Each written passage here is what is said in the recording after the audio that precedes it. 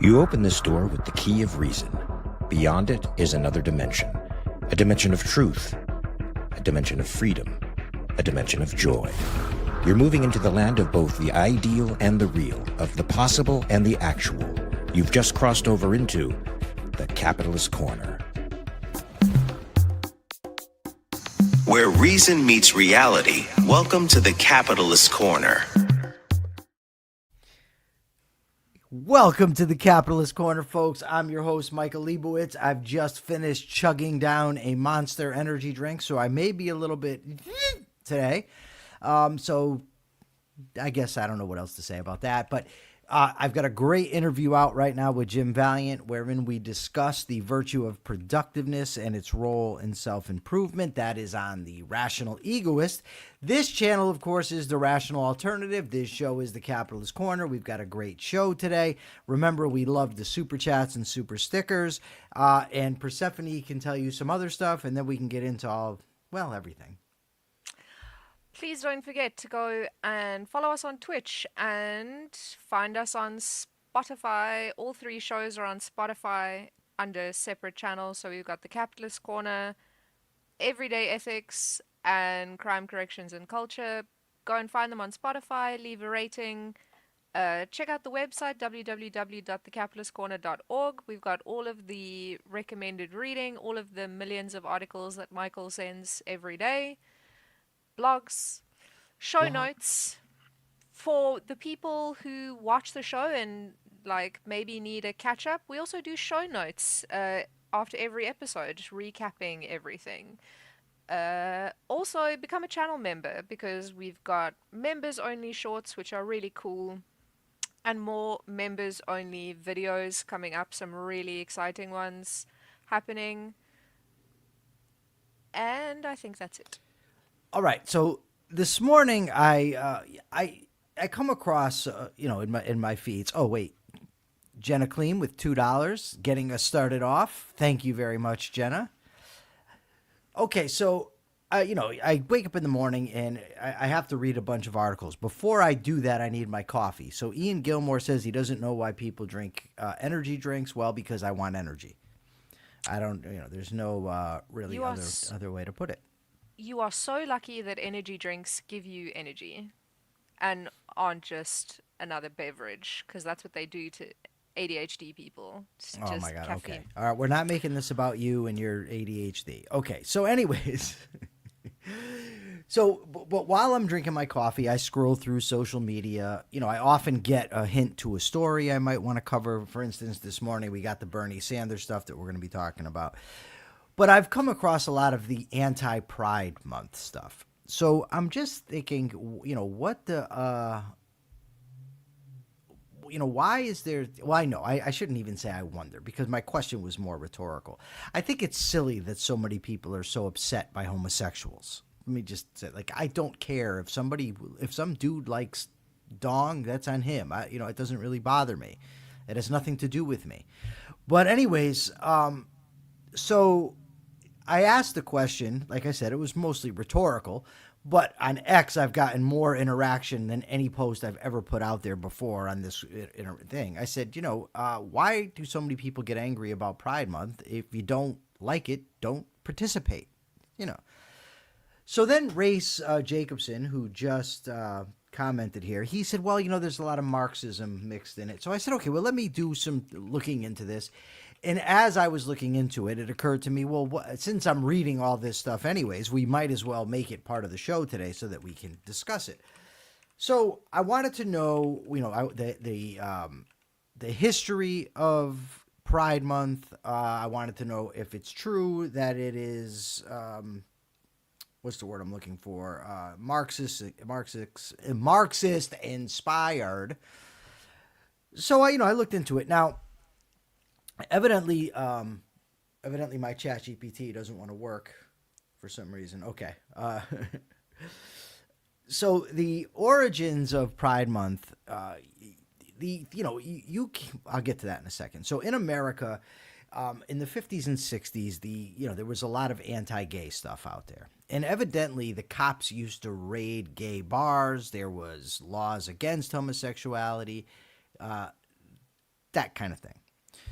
1969, there was this place, the Stonewall Inn in New York City's Greenwich Village. The cops raided it, but the gays weren't going for it. They fought back. They said, no fucking way. Basically, we're sick of this shit. And so then this gave rise to the Pride marches. They started in 1970, New York City, Los Angeles, Chicago. It's now global. It's not just an American thing. It's all over the place. In 1978, this artist, Gilbert Baker, created the rainbow pride flag. So that's the origins of the whole thing. The oranges. That's the oranges. I'm looking at the orange in the flag. But so what about the Marxist stuff? It's complicated. So first of all, let me just say, personally, I think it's silly to take pride in being gay. I think it's silly to take pride in one's race. I think it's silly to take pride in one's ancestry. I think that we should be proud about accomplishments, not about what we're born with or things over which we have no control. So as most gays say, and I think it's true, it's not a choice. I don't think pride is warranted. That said, I don't really give a shit if they want to say we're proud of it. It's not really affecting me. Intellectually, I think it's an error, but it's not angering me. So the Marxist stuff is interesting. There's intersections, right? So at the beginning, there's certain groups that were Marxists. You got they've been shaped. Oh, well, hold on. I'm getting way ahead here. Before you continue, say hi to Peter's mom for Sabi. Oh! You should have said Pete's mom, and I would have known right away. Hi, Pete's mom. Yeah, because it makes sense. I was very confused for a second. So Akira says it's okay to have pride in the act of coming out, though, and I do agree with that. Oh, sure. Yeah, I agree with that. If you are facing oppression or some such thing as that, then yes, I do agree. I agree with that. So I wanted to know what the evidence was that there's Marxist origin. So early activist roots, prominent gay rights pioneers such as Henry Fay, founder of the Mattachine Society, were active in Communist Party USA. They approached gay rights using Marxist theories of societal and economic oppression. There's the intersectionality, queer Marxism, stuff like that. But there's a lot of other influences on Pride Month, including, by the way, classical liberalism, the idea of individual rights and freedom. But yet, look, I just clicked on X. I got 11 new responses, 11 to this. So let me just tell you. So some of the reasons that are given for opposition to Pride Month, and it's a very complex thing, Persephone, because there's legitimate critiques, right? For instance, like some of the people say, well, the government is sponsoring this stuff. There's parades. They're taking over the streets. True. But that also applies to Columbus Day parades, Veterans Day parades, St. Patrick's Day parades. Mardi Gras. Mardi Gras. So I agree, but I also agree in all those cases that doesn't explain why this is singled out. Then there's the argument, well, why do they need a whole month? Veterans don't get a month. Actually, they do. They get November and May. Somebody else said, well, the government sanctioning this thing, this is like a religion, so it violates the Establishment Clause. Okay, but you're not that's, first of all, a stretch. Secondly, you're not bitching about Christmas and Easter.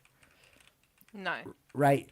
So a lot of that stuff is just smoke up the proverbial ass. It's bullshit. Yeah. Right? It's just, you're just trying to make an excuse. Where things get a little iffy for me is it is true that in some of these parades, you've got some pretty lewd conduct. Yes. That's pretty gross. that I don't think is appropriate out in the public. I wouldn't think it was appropriate for heterosexuals to be doing that out in public, right? No.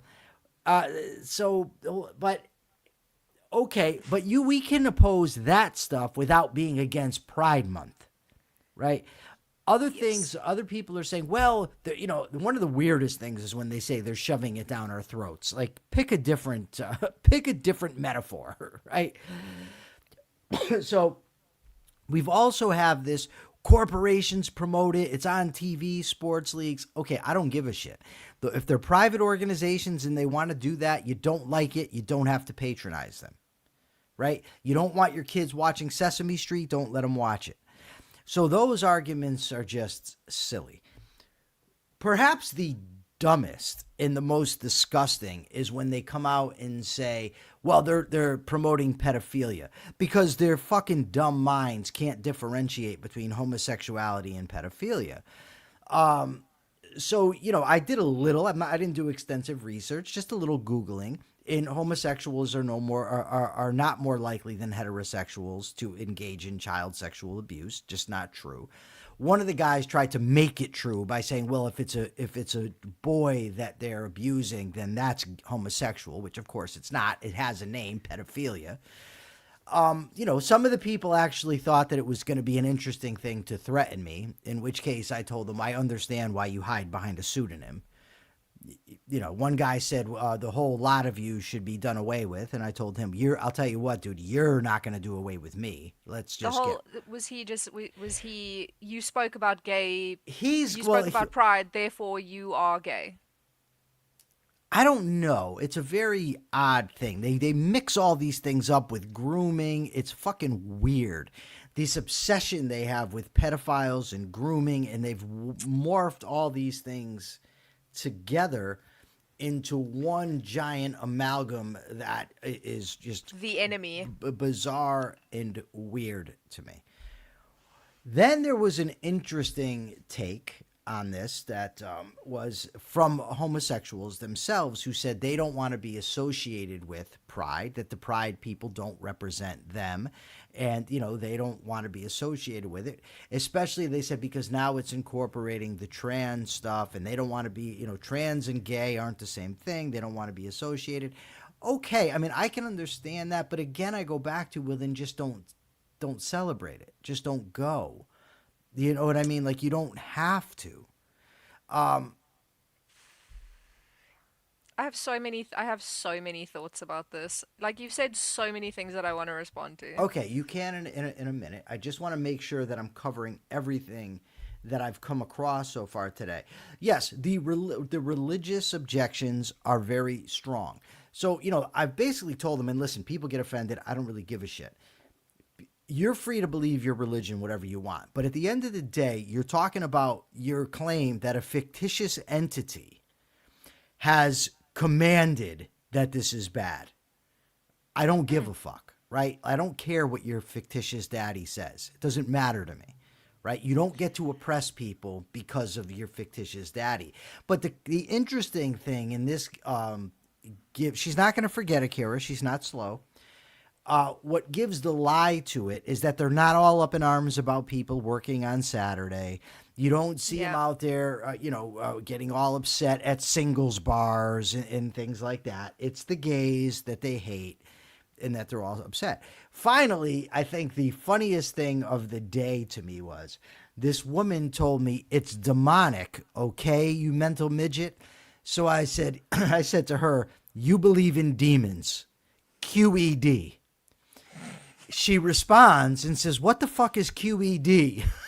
And I said, so I posted that and I said, look, this woman doesn't know what QED means, but she's telling me I'm a mental midget.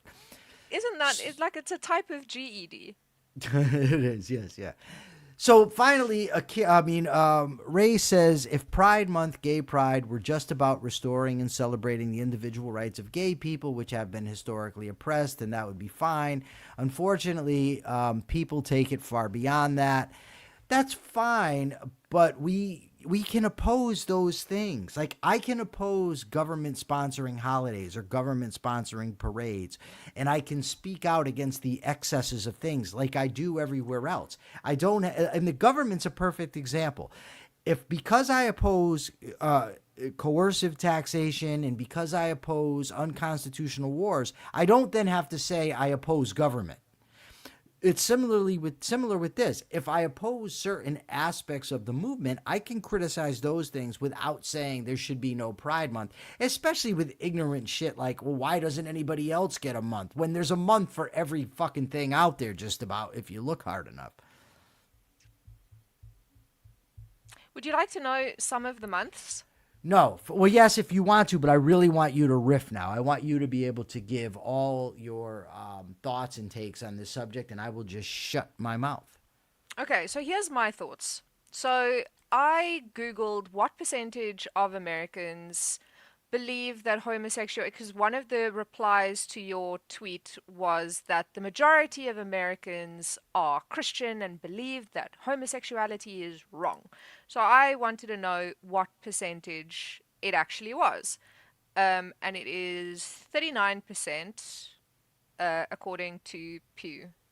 So not the majority, but anyway, other months, right? People that get months, there's January, cervical cancer, blood donor month, human trafficking prevention month, February, cancer awareness, heart health, Black History Month, March, endometriosis, women's history, developmental disabilities month, July, disability pride, juvenile arthritis awareness month. Like, if you're going to complain about Pride Month, start complaining about all of those months as well. It doesn't affect you. Just shush. The thing with the Pride and the corporations getting involved in Pride, it's so funny because the people who oppose Pride, they don't like that the corporations are shoving it down their face. But then the people who are gay are like, I can't believe the corporations are trying to, like, you know, rainbow wash. So no one likes it. But, you know, who cares? You can't do anything about it. Why should you want to do anything about it? If you don't want to buy something with a pride flag on it, don't buy it. If you don't want to shop from a store that celebrates pride, don't shop there. With regards to the pride parades and how some of the behavior at the pride parades, I don't care if you're, like, I don't care what your sexuality is. Like, kink, any kind of kink is not for public consumption. You don't expose your kinks to the public without their consent. If I have a kink, I don't walk up to you and make you complicit in my kink, because that's gross. And that's what does happen sometimes. And that's not a gay thing or a LGBTQ thing. That's just, if you have a kink, don't make it public. Like, you need consent before you bring people into your kink. So the guys walking around in, like, leather, and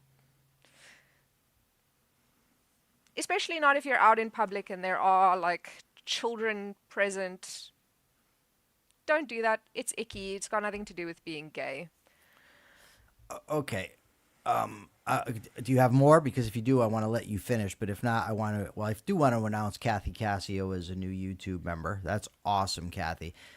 And I would like to respond to this. And Akira believes this. Akira's with this. I don't think there are months for everything is a good argument, because none of those months has anywhere near the popularity of Pride. Here's the problem. That's kind of the point, though.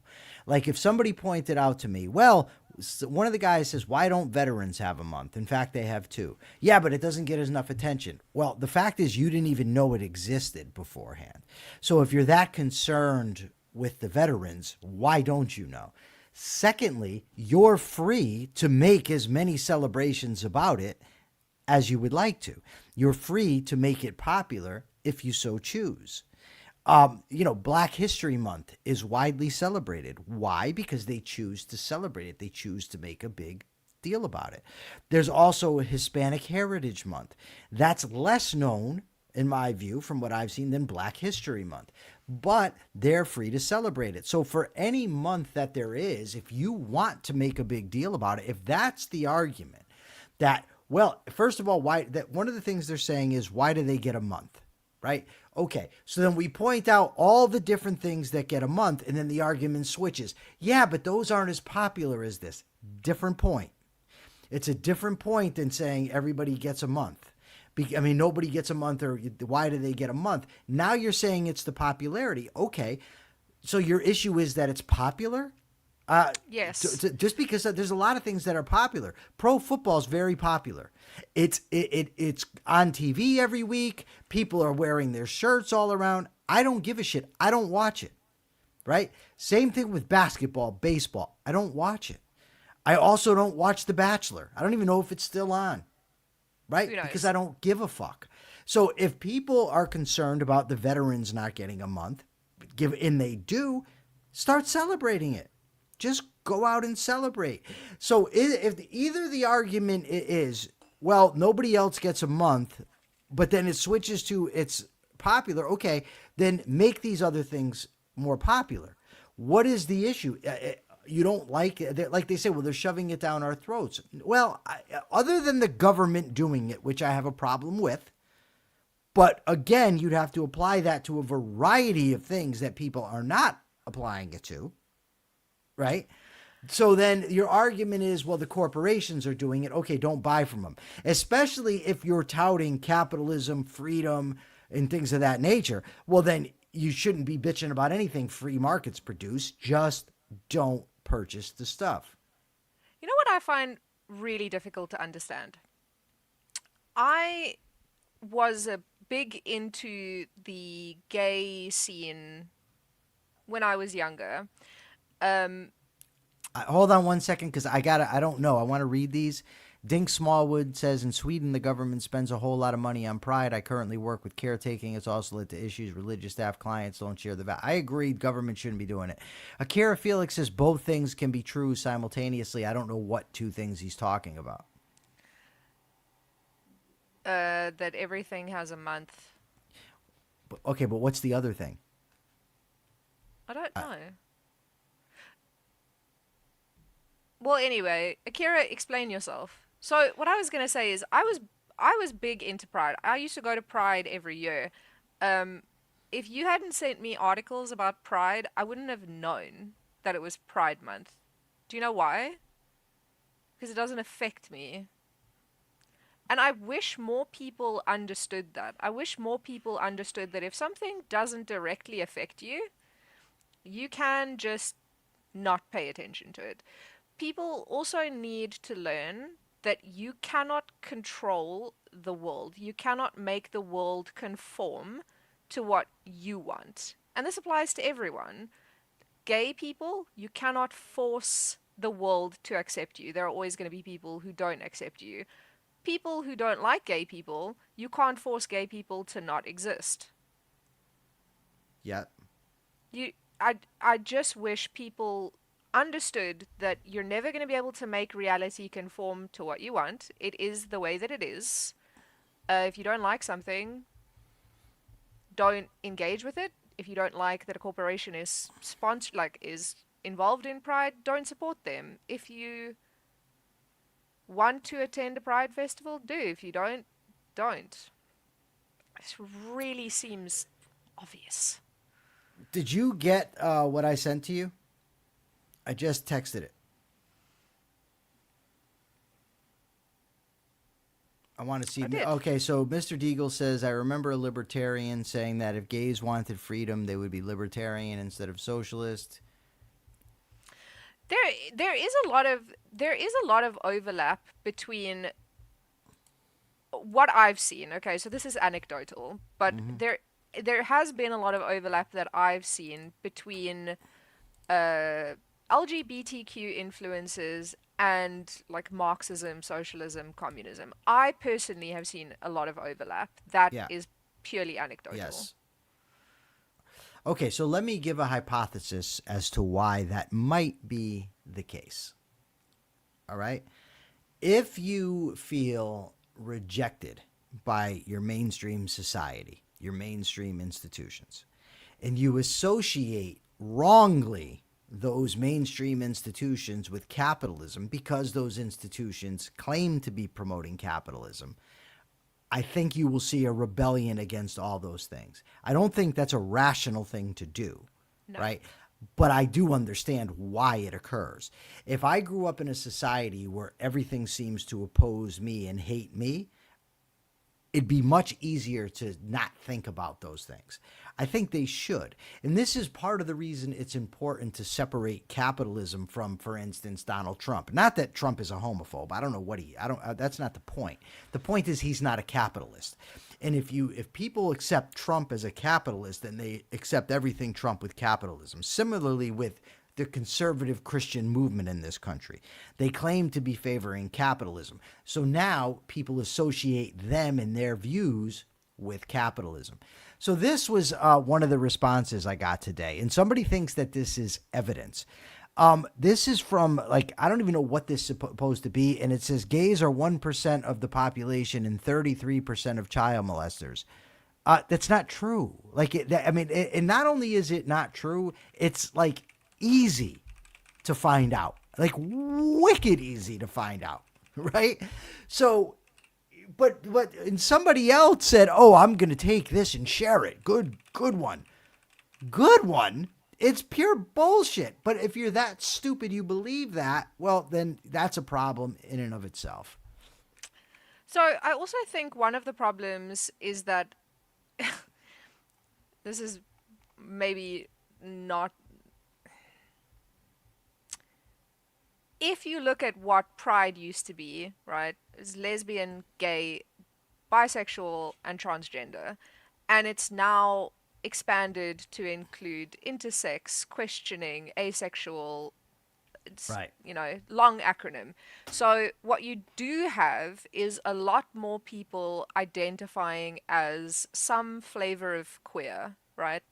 So lesbian or gay or intersex, questioning, asexual, queer. That's an identity that they want. They want that identity, and they identify with that. So about 9% of American adults currently identify as some flavor of LGBTQ plus, and I also think that that's having an effect on the people who are rabidly against it, because they're like, there's so much more of it now. It's not really that it is, it's just people are,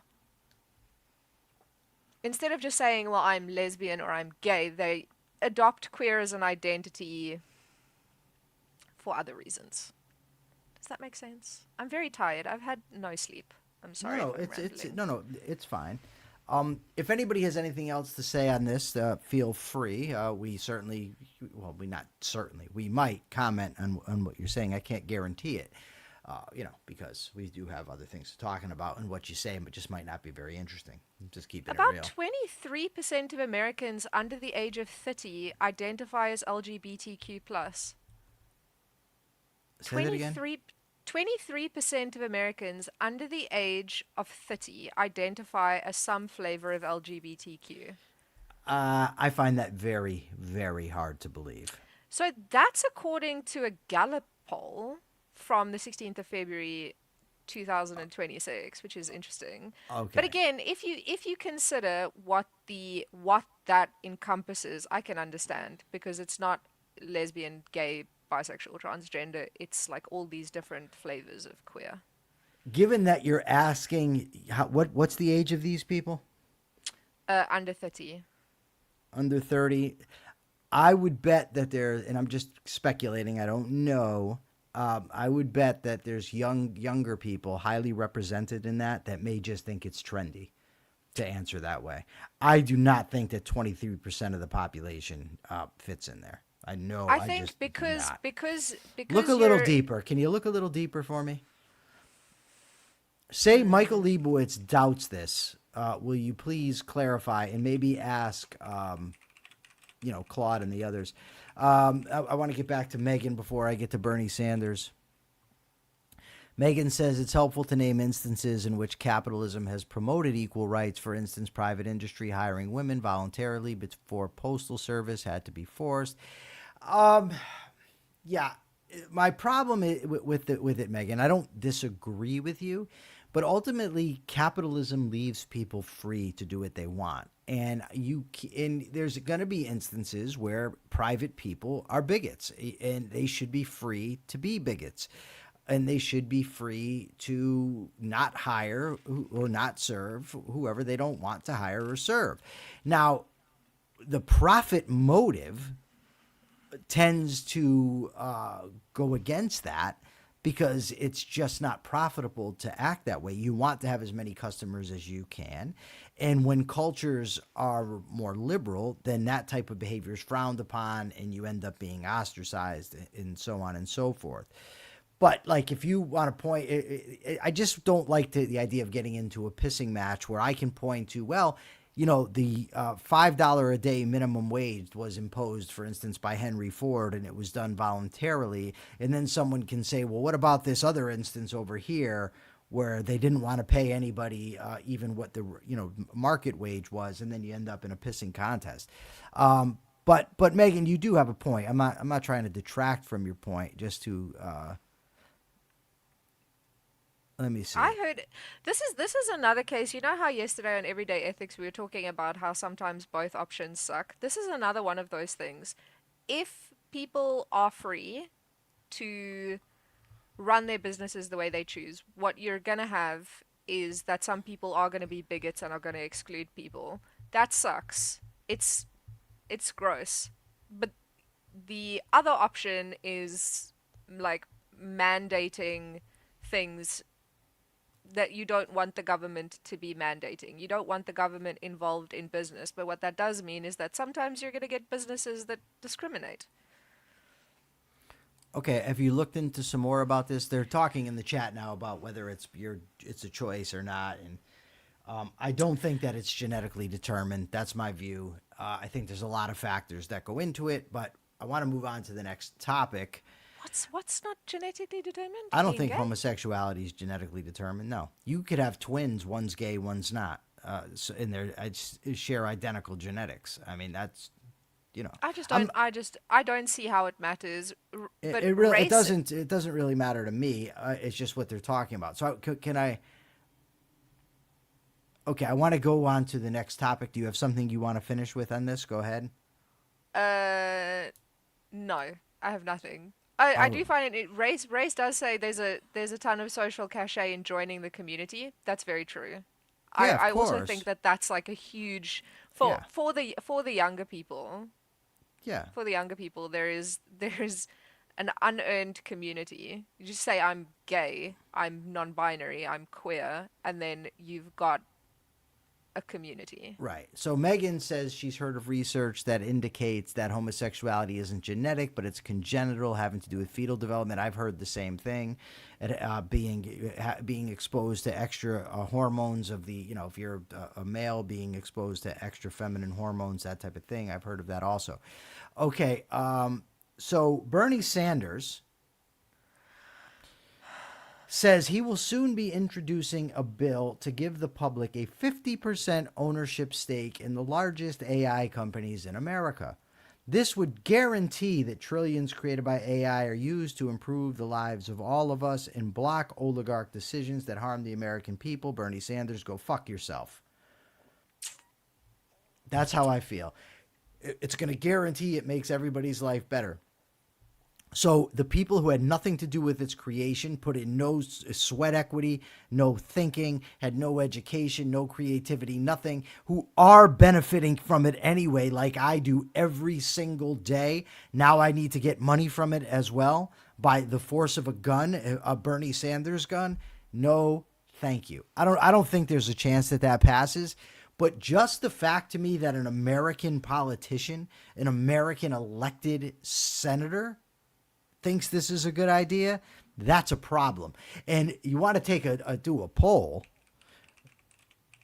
If you want to check the polling data, I would bet that there is about 30% of the population that look favorably upon socialism. That is so much more concerning to me than that there's a Pride Month. What Yeah. is it? What percentage favor or have a favorable view of socialism? I was searching something else. Hold, please. The number is going to be scary. I know that.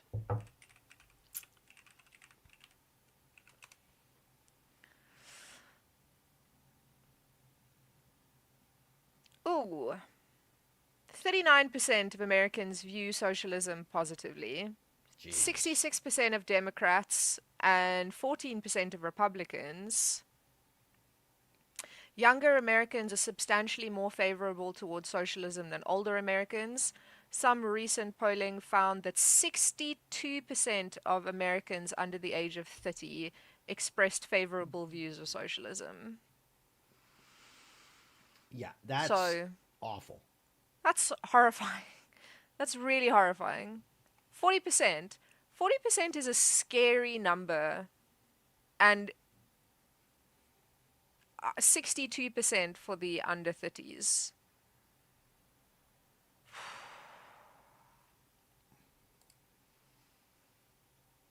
Keep talking for a second. I'm looking up something. Um, so Nicole says, it truly is horrifying. Yes. But one thing that I think contributes to this is the huge misinformation, the huge misunderstanding of what capitalism is.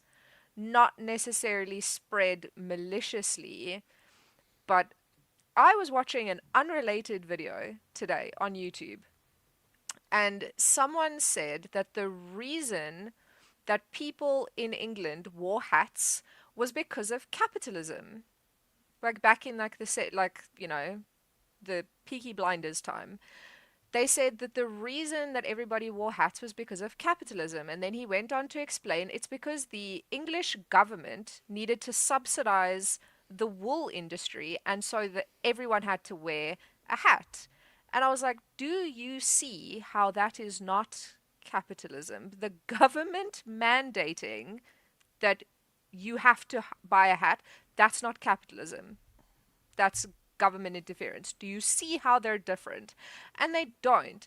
So you get like random people saying stuff like this, and they go, oh, anything that I don't like is capitalism.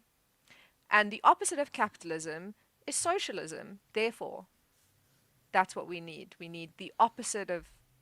Yeah, so that gets kind of to we have an article by Ilya Somin where he talks about part of the problem with democracy, and he's not against democracy, meaning the problem with the word democracy is it means different things to different people. But basically, what he's talking about is majoritarian voting, and he talks about how, a big problem is uninformed voters, right? And he also talks about how it can be rational to not be informed, and what he makes the valid point, and this is problematic, and I don't know the solution. Madison tried to come up with one, but is that if you are a person and your odds of influencing, if you're just talking about staying informed for voting purposes, your chances of influencing public policy through voting are so slim that just the time investment just is not worth it when considering all the other things that you can be doing. And I think that's a problem. And I don't, I was going to say I was fortunate, but I had the opportunity of being in prison for a lot of years where I was able to do a lot of reading, rereading, studying, and thinking without having to pay rent, support a family, those sorts of things. Not everybody has that. So I don't know the solution there. I do know that socialism is immoral. It involves the initiation of force. It involves treating individuals as collectives rather than as individuals. It robs incentives to produce. It's just a very wicked, wicked system. Yes, Persephone?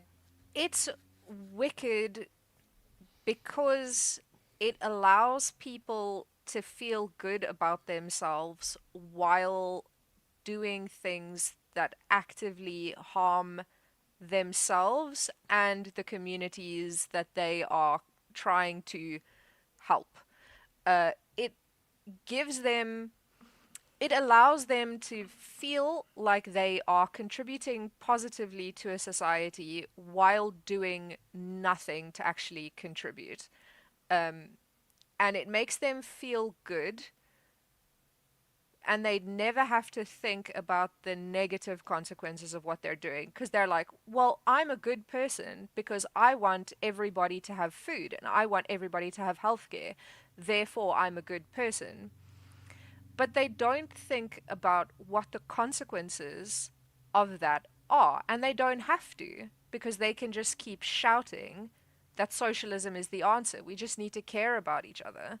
Not even like really paying attention to the fact that you can only really have charity with capitalism, actual real charity. I'm so tired. I'm so tired of people. Are you really? So there's a guy right now. He posed earlier in answer to my question about the Pride Month, a meme of a gay couple that evidently sexually abused their children. I said a meme is not evidence. Obviously, my point isn't.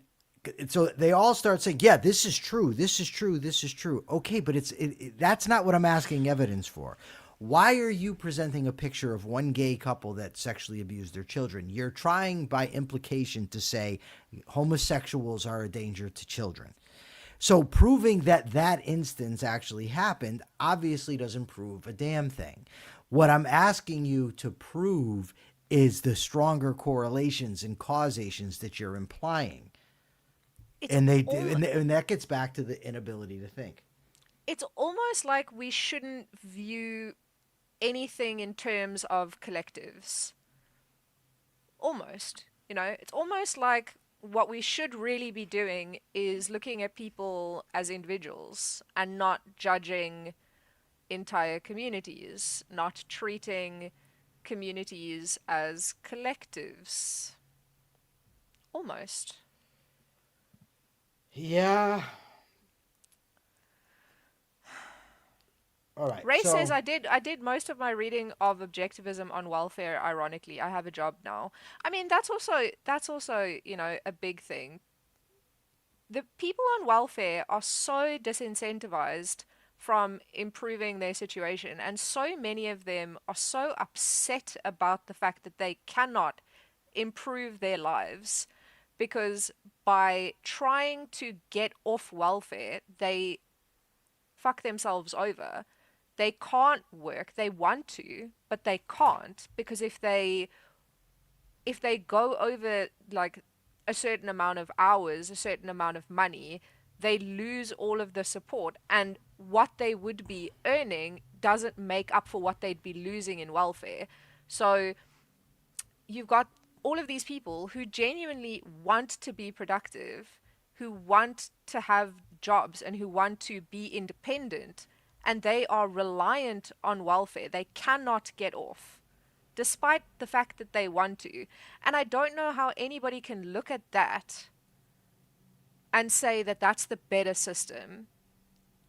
The better system is the system that takes power away from those people who want to improve their lives and says, no, you're not allowed to, because we need to feel good about ourselves because we're taking care of you. It doesn't matter that you're miserable and that you want to work. We want to feel good about the fact that we're giving you money. But at the same time, we also want to complain. Okay, before getting to our last story, I clauded. I don't know what you call it when you claud it, when you look at it. What percentage of people under 30 identify as LGBTQ? 23% of adults under 30 identify as LGBTQ, which goes along with what you wanted. Not what you wanted, what you found, sorry. Compared with 10% of those aged 30 to 49 and 3% or less among those 50 and older. So then I asked this question. Is this credible? I mean, what are the chances of false answers? Good question. There are a few distinct reasons to be skeptical and a few reasons to take it seriously. I don't want to go through the whole thing. I'm just going to give you the bottom line. The number probably overstates durable, behaviorally grounded LGBTQ plus identity somewhat, but the directional shift is almost certainly real. The more defensible claim is that identity labels have broadened significantly among young people, even if the underlying distribution of attraction hasn't changed as dramatically as 23% implies. That's it. Yeah. Yeah, I was listening to you, but I was also reading Mr. Deagle's comment that says, I find it hard to believe if they wanted to be independent, they would be. I mean, I feel like we could do like a whole episode just about about that. About being independent? No, about how welfare Breeds damages. dependence? Yeah, how welfare damages the people that it's supposed to be helping, how it breeds dependence. Oh, sure. Here's the thing. That's the problem, I think, is with the framing, right? It's not a matter of wanting to be independent. It's a matter of what breeds independence, what leads to independence, what increases independence, or what is contrary to that. What breeds dependence. I mean, it's like saying if you grew up, for instance, in an environment like I did, and then somebody says, well, these environments tend to correlate with adult violent behavior. And then, you say you don't want this environment because you don't want it leading to violence. And you just say, well, I disagree, because if they didn't want to be violent, they wouldn't be. It's not a matter of just not wanting to be. It's a matter of what you're encouraging, what you're incentivizing. Of course, the people ultimately are still free to choose. I mean, they still have volition.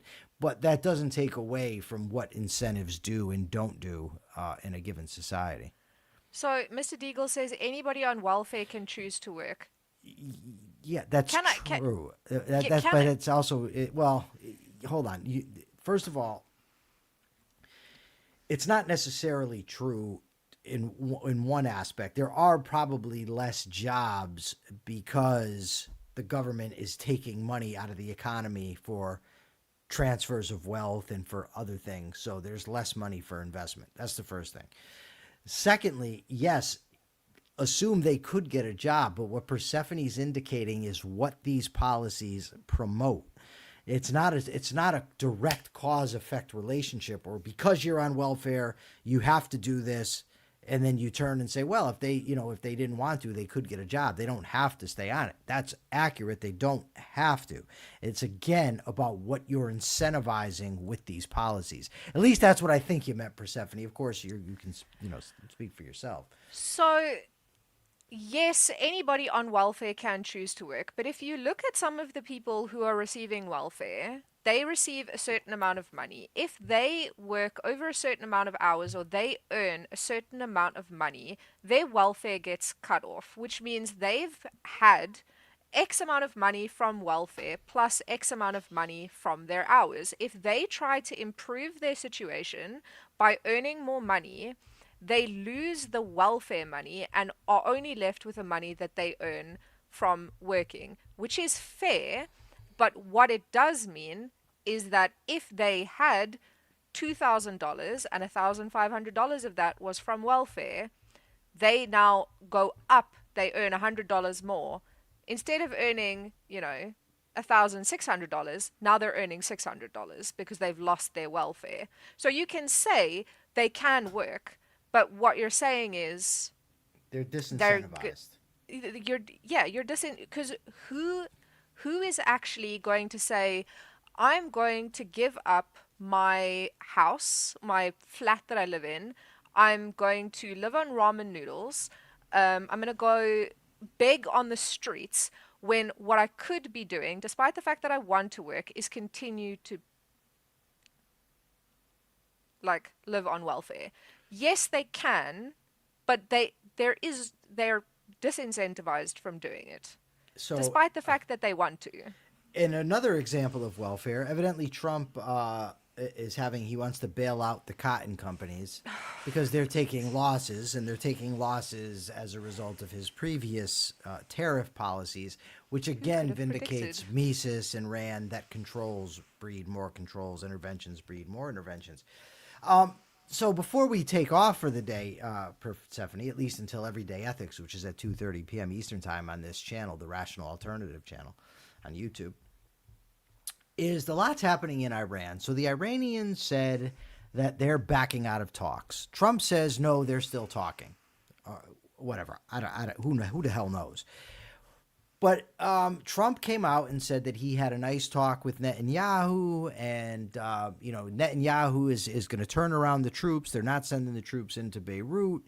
He also got assurances from Hezbollah, evidently, that they're not going to violate the ceasefire, because I guess part of Iran's beef is that they want Israel and Lebanon included in the ceasefire agreements. But there's a report, take it for what it's worth. Axios says that they have 3 different sources. Maybe you don't trust Axios. I don't know, but it certainly fits with Trump, that Trump basically went off on Netanyahu in a discussion, saying, what the fuck is wrong with you? You're screwing everything up. Everybody hates you. If it wasn't for me, you'd be in prison. I got to say, first of all, the idea that you're going to negotiate with Iran and with Hezbollah just shows the hubris of this idiot we have in the White House. You should have never started the fucking war to begin with. That's the issue. Now he's screwed and doesn't know what to do. Then you're going to tell Israel that they can't fight their enemy, Hezbollah, because ultimately it's making you look bad. That's what you think. I'm just going to throw this out there as a possibility. I don't have proof of it, but it fits Trump. A lot of people are out there saying, including on the right, that Trump is the puppet of Israel. It would not surprise me one bit if Trump had the information related to that phone call leaked to the paper so that he could come off looking like the tough guy. Like he's letting Netanyahu have it. He's swearing at him. He's really giving it to him. Would not surprise me one bit. I'm not saying that's what I think happened. I'm just saying it wouldn't surprise me if it did.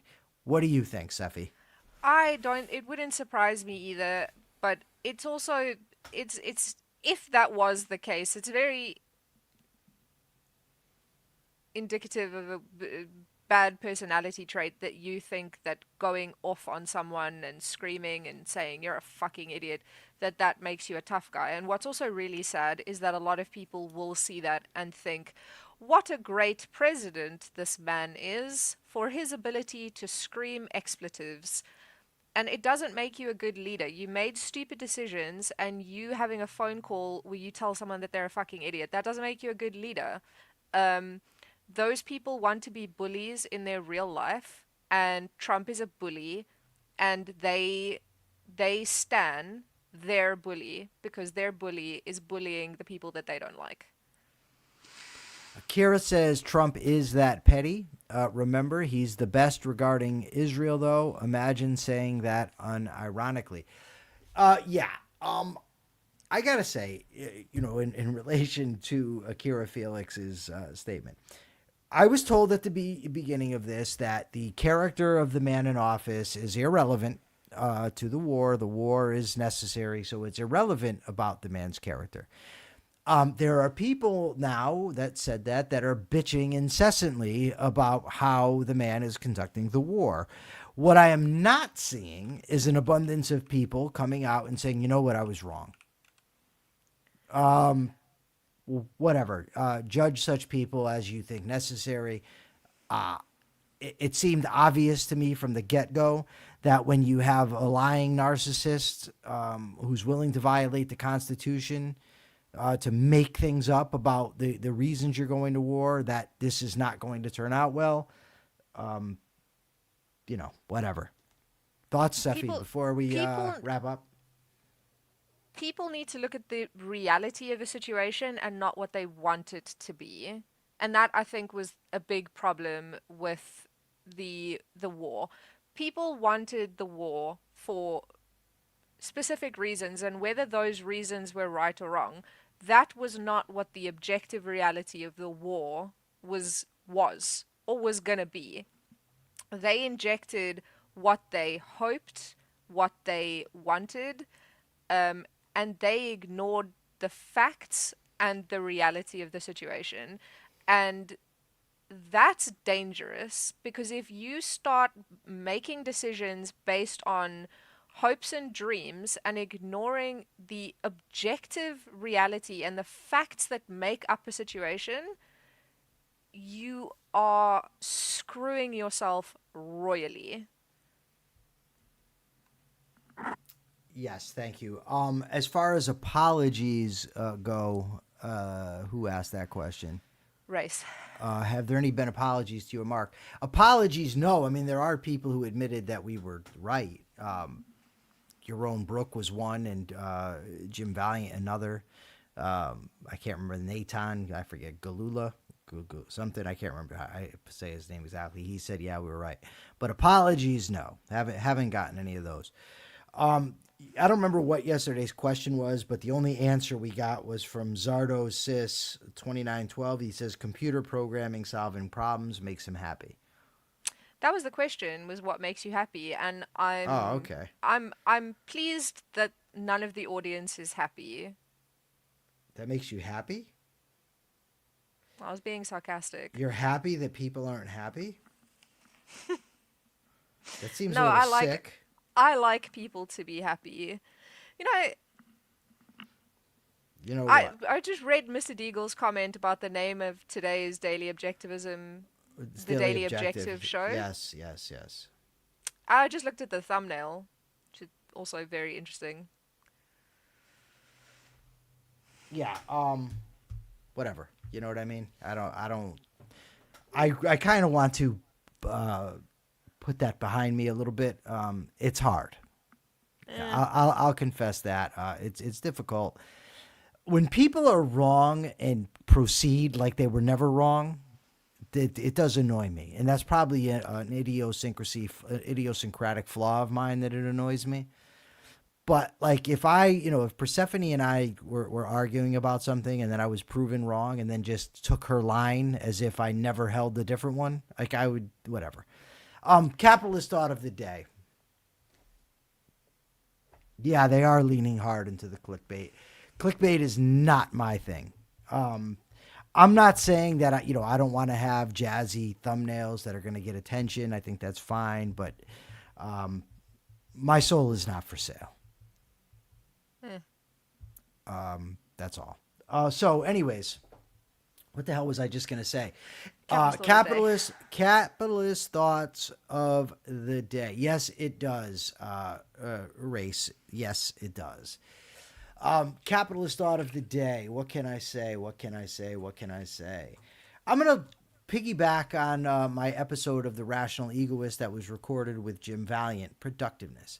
Production is a virtue. Human life requires it. We have to produce the values that we are going to consume. The more production, the more consumption. Production requires intelligence. It requires effort. What you produce, what you do with your own mind, should not be subject to force from somebody else. Somebody else should not be threatening you, should not be forcing you to turn it over. Bernie Sanders' suggestion that half of AI is going to be basically confiscated and given to the public is disgusting. It's gross. It's downright evil. That is worth fighting for. To oppose that, fighting for freedom, fighting for capitalism.